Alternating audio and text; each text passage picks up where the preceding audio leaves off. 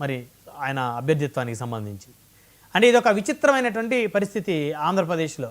అధికార ప్రతిపక్ష పార్టీలు అందరూ కూడా మరి జాతీయ స్థాయిలో ఒకే పార్టీకి మద్దతు ఇవ్వడం, అంటే ఇది జాతీయ ప్రయోజనాల కోసం అనుకోవాలా, లేకపోతే ఎవరికి వారి యొక్క వ్యక్తిగత ప్రయోజనాల కోసం అనుకోవాలా? అంటే ఇక్కడ కూటమి పార్టీల కంటే తప్పదు, ఆల్రెడీ అంతా టీడీపీ, జనసేన, బీజేపీ ఆల్రెడీ వీళ్ళు ఒక కూటమి, ఎన్డీఏ కూటమి కాబట్టి. సో మరి వైసీపీకి ఏమి ఆశించి వాళ్ళు ఇస్తున్నారని అనుకోవచ్చు?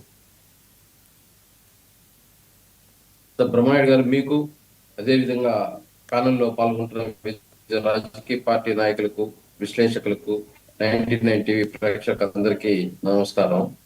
బ్రహ్మనాయుడు గారు, ఈరోజు ఇండియా కూటమి ఏదైతే సుదర్శన్ రెడ్డి గారిని, మాజీ న్యాయమూర్తి సుప్రీంకోర్టు జస్టిస్ ని నిలబెట్టడంలో కానీ, ఆయనకి ఏదైతే ప్రాధాన్యత చేయడంలో కానీ, ఆయన హిస్టరీ చూస్తే కూడా ఈ మధ్య ఈరోజు పత్రికలో చదివితే కూడా ఆయన గురించి చాలా గొప్పగా రాయడం జరిగింది. ఇండియా కూటమి కూడా బీజేపీ కూటమికి ధీటుగానే పెట్టడం, ఈ ఎన్డీఏ కూటమికి ధీటుగానే అభ్యర్థిని పెట్టడం చూసాం. ఏదైతే 2013లో ఏదైతే గోవా ముఖ్యమంత్రి, 2 minutes టైం ఇస్తే చెప్తాను. ప్లీజ్ బ్రహ్మనాయుడు, ఓకేనా? చెప్పండి. 2013లో గోవా ముఖ్యమంత్రి తొలిసారిగా ఆయన్ని ఏదైతే లోకాయుక్తగా ప్రకటించడం జరిగింది. అప్పుడు ఆయన అబ్జెక్షన్ చేశాడు, నేను ఉండను అని. ఎందుకంటే అక్కడ రాష్ట్ర ముఖ్యమంత్రిని లోకాయుక్త విచారించే పవర్స్ లేదు అంటే, అలాంటి పోస్ట్ నాకు అవసరం లేదు అంటే, ఆయన బీజేపీ ముఖ్యమంత్రి, ఈయన వచ్చి న్యూట్రల్ గా ఉన్నాడు, ఏ పార్టీకి సంబంధించిన వాడు కాదు.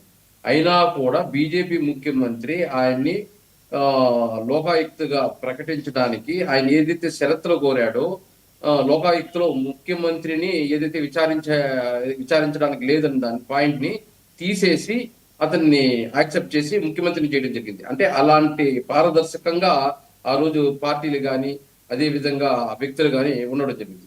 అదే విధంగా ఈ రోజు ఎన్డీఏ కూటమి కూడా, రాధాకృష్ణన్ కూడా సామాన్యుడు కాదు. 16 సంవత్సరాలు RSS లో పనిచేయడము, అదే విధంగా తిరుపూర్ టౌన్ సంఘ్ చెలిగ్గా పనిచేయడము, అదే జిల్లా సంఘ్ చాలక్గా పనిచేయడము, 1970లో 74 ఎమర్జెన్సీ ముందు జనసంఘ్లో చేరడము, 1980లో బీజేపీ పార్టీ ఏర్పడినప్పుడు రాధాకృష్ణన్ అటల్ బిహారీ వాజ్పేయి దగ్గర సహాయకుడు కూడా ఉండడము, తమిళనాడులో 19,000 కిలోమీటర్ల పాటు యాత్ర చేయడము, తమిళనాడులో బీజేపీ అంటే ఏదైతే రాధాకృష్ణ అనే విధంగా తమిళనాడులో తీసుకురావడము, అదేవిధంగా 1988లో కోయంబత్తూరులో పోటీ చేస్తే ఆ రోజు 85 మంది బాంబు బ్లాస్ట్ కి బలైపోయినారు. ఏమంటే ఆ రోజు లాల్ కృష్ణ అద్వానీ రావడం జరుగుతుంది, దానిపైన బాంబులు పెట్టడం తీవ్రవాదులు, ఇలాంటి కార్యక్రమాలంతా ఆయన ఏదైతే నెగ్గుకుంటూ వచ్చి ఈరోజు మహారాష్ట్ర ఏదైతే గవర్నర్ గా రావడము, అలాంటి వ్యక్తిని కూడా ఈరోజు ఎన్డీఏ కూటమి ఈరోజు పార్టీకి అతీతులుగా, RSS కి అన్నిటికీ సమర్థుడని చెప్పేసి ఆయన్ని ప్రకటించడము. ఇద్దరు ధీటుగా ఉన్నారు ఇండియా కూటమిలో కానీ, బీజేపీ ఎన్డీఏ కూటమిలో.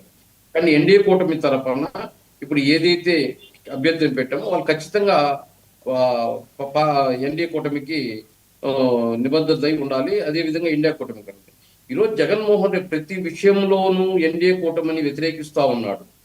ఈవీఎం ట్యాంపరింగ్ కానీ అంటాడు, అదేవిధంగా ఈవీఎంల వల్ల ఈరోజు కూటమి ప్రభుత్వం గెలిచిందని చెప్పి పదే విమర్శిస్తున్న వైఎస్ జగన్మోహన్ రెడ్డి గారు ఈ రోజు ఏదైతే ఓటింగ్ అంటే మాత్రం ఆయన వచ్చి ముందొచ్చి మాకన్నా ఎన్డీఏ కూటమి కన్నా ముందొచ్చి ఓటు వేసేసిపోతున్నాడు, మళ్ళీ బయట వచ్చి ఎన్డీఏ కూటమిని వ్యతిరేకిస్తున్నాడు. దీన్ని బట్టి ఏం అర్థమవుతుందంటే ఎన్డీఏ కూటమి అనేది కరెక్ట్ కాబట్టి జగన్మోహన్ రెడ్డి కూడా సమర్థిస్తున్నాడు. ఆయనకి విధి లేక ఇంకా రాజకీయం ఉనికి చాటుకోవడానికి జగన్మోహన్ రెడ్డి గారు ఏదైతే వైఎస్ఆర్ పార్టీ పతనమైపోతుందని, ఆ పార్టీ పతనం కాకూడదంటే ఏదో బతికుండాలి కూటమి ఏదైతే ఆయన సమర్థిస్తున్నాడే గాని, ఈరోజు కూటమి పెట్టిన వ్యక్తి అయితే కానీ, కూటమి చేస్తూ పనులు కానీ అన్ని కరెక్ట్ గా ఉన్నాయి కాబట్టి ఈరోజు ముందుకు వచ్చి ఓటేస్తున్నాడు. కానీ గెలుపు అనేది ఈవీఎంల ద్వారా గెలిచారు అని ఒక విమర్శ వాళ్ళే చేస్తున్నారు, జగన్మోహన్ రెడ్డి గారు చేస్తున్నారు, వైఎస్ఆర్సీపీ నాయకులు చేస్తున్నారు.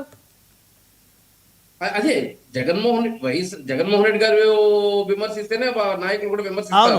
జగన్మోహన్ రెడ్డి గారు ఏదైతే ఆయన ప్రెస్ మీట్ పెట్టి మాట్లాడితే దాన్ని అందరూ మాట్లాడతారు. కానీ ఈరోజు జగన్మోహన్ రెడ్డి గారు దాన్ని వ్యతిరేకించి మిగతా అన్నిటిని సమర్థిస్తున్నాడంటే, కానీ కేవలం ఆయన రాజకీయ ఉనికి కోసం, ఆ పార్టీ ఉనికి కోసం, ఆ పార్టీ ఉనికి లేకుండా రాజకీయంగా ఎక్కడ ఆ, ఇది తుడుచుకుపోతుందని చెప్పేసి ఈ రోజు ఈవీఎంల ప్రస్తావన, అదే విధంగా ఈ రోజు రాహుల్ గాంధీ ఆ, ఏదైతే భారతదేశం వ్యాప్తంగా 30 సంవత్సరాల క్రితం వచ్చిన ఈవీఎంలు ఏదైతే ఫస్ట్ కేరళలో ట్రై చేస్తే మళ్ళీ 1983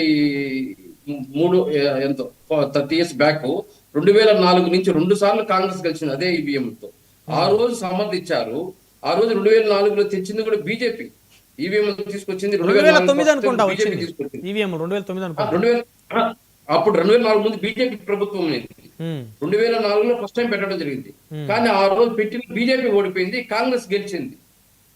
కాంగ్రెస్ 2 సార్లు గెలిచి మళ్ళీ ఆ తర్వాత ఓడిపోతుంటే ఈ రోజు థర్డ్ టైం కూడా బీజేపీ గెలిచే గురించి డైజెషన్ కాకుండా ఈ రోజు ఈ 300 మంది ఎంపీలను వెనకాలేసుకొని వచ్చేసి ఈ రోజు ఎన్డీఏ కూటమి ఈ ఈవీఎం ద్వారా ఏదైతే అక్రమంగా గెలుస్తుంది, అన్యాయంగా గెలుస్తుంది అని చెప్పేసి దానికి సపోర్ట్ చేస్తూ రాష్ట్రంలో జగన్మోహన్ రెడ్డి గారు కూడా మాట్లాడడం ఇది కరెక్ట్ కాదు. అన్నిటికీ సమర్థిస్తున్నావు, నీ రాజకీయ ఉనికిని మాత్రం చాటుకోవడానికి ఈవీఎం ప్రస్తావన ఎందుకు తీసుకొస్తున్నావు? ఉమ్, మరి నువ్వు గెలిచినప్పుడు కూడా అది ఈవీఎంలే కదా పనిచేశాయి. నువ్వు బై అంతే కదా. ఎలక్షన్స్ లో 18 సీట్లకు ఒకసారి పోయావు. అదేవిధంగా 2014 ఎన్నికలకు పోయినావు, ఆ రోజు కూడా వ్యతిరేకించలేదు. అదే 2019లో గెలిచావు, ఆ రోజు వ్యతిరేకించలేదు. 24లో మాత్రం వ్యతిరేకిస్తున్నావు. ఉమ్, దీన్ని బట్టి జగన్మోహన్ రెడ్డి గారు కేవలం తన రాజకీయ ప్రలోభం కోసం, తన రాజకీయంగా ఉనికి చాటుకోవడం కోసం వైఎస్ఆర్సీపీ పార్టీని ఉనికి ఎక్కడ పోతుందని చెప్పేసి ఈ రోజు ఆయన అవకాశవాద రాజకీయాలు చేస్తున్నారు. అదేదో సోనియా గాంధీ ఎప్పుడో కేసులు పెట్టిందంట, దానికి సోనియా గాంధీకి వ్యతిరేకమంట. అంటే మోడీ ఏమైనా నీ కేసులు కొట్టించేశాడా? అది కాదు. ఈ రాజకీయ ఉనికి చాటుకోవడానికి ఏమీ లేదు. ఆ ఈవీఎం ప్రస్తావన ఒకటి తప్ప వీటన్నిటికీ ఎన్ని సో అండి ఇప్పుడు ఫైనల్ గా జగన్మోహన్ రెడ్డి గారు తనకి గత్యంతరం లేక మద్దతు ఇస్తున్నాడు అని అంటారా, లేకపోతే జాతీయ ప్రయోజనాల కోసం ఇస్తున్నాడు అని అంటారా, లేకపోతే భయపడి కేసులు భయపడిస్తున్నాడు అంటారు? మీరేమంటారు? ప్రస్తావన తప్ప ఉమ్, ఇప్పుడు వైఎస్ఆర్ పార్టీ గాని జగన్మోహన్ రెడ్డి గారు కానీ ఈవీఎంలు విమర్శలు తప్ప ఉమ్, ఇంకా ఏమైనా ఉందా? ఆయన రాజకీయం ఉనికి చాటుకోవడానికే విమర్శిస్తున్నాడు. ఓకే. మళ్ళీ అలాంటప్పుడు అది తప్పు జరుగుతుంటే ఆ పార్టీకి ఏదైతే అభ్యర్థిని పెట్టినప్పుడు ఆ పార్టీ అభ్యర్థికి ఏ విధంగా ఓటేస్తాడు? వేయకూడదు కదా. అవును. ఆ పార్టీలన్నీ వ్యతిరేకించినప్పుడు, ఎన్డీఏ కూటమిని వ్యతిరేకించినప్పుడు, ఎన్డీఏని సమర్థించినప్పుడు, మరి ఎన్డీఏ అభ్యర్థిని పెట్టినప్పుడు మాత్రం ఏ విధంగా పోయి నువ్వు ఓటేసి వస్తావు? దాన్ని వ్యతిరేకించాలి కదా. అంతే కదా. అదే అదే ఇది అందుకనే ఒక విచిత్రమైనటువంటి రాజకీయ పరిస్థితి అన్నాను నేను. ఇప్పుడు ఆ ఎన్డీఏని వ్యతిరేకిస్తా ఉన్నారు ఆ రాష్ట్రంలో, దేశంలో ఎన్డీఏ అభ్యర్థికి మద్దతు ఇస్తా ఉన్నారు. మరణంలో నుంచి పుట్టింది వైఎస్ఆర్సీపీ పార్టీ. తండ్రి మరణం పేరు చెప్పుకొని, రిలయన్స్ పేరు, సోనియా గాంధీ పేరు చెప్పుకొని సానుభూతితో 18 సీట్లు, ఆ తర్వాత 60 సీట్లు ప్రతిపక్ష పాత్ర ప్రజల్లో పోయి నేను మా నాన్న రాజశేఖర రెడ్డి గారు ఏ విధంగా చేశానో ఆ విధంగా రాష్ట్రాన్ని మెప్పిస్తాను, రాష్ట్ర ప్రజలను మెప్పిస్తానని చెప్పేసి ఓట్లు వేసుకొని చూసాం. 24లో ఏం పరిస్థితి అయింది. అవును. ఈ రోజు రాజకీయ పార్టీ ఉనికిని చాటుకోవడం కోసమే ఎన్డీఏ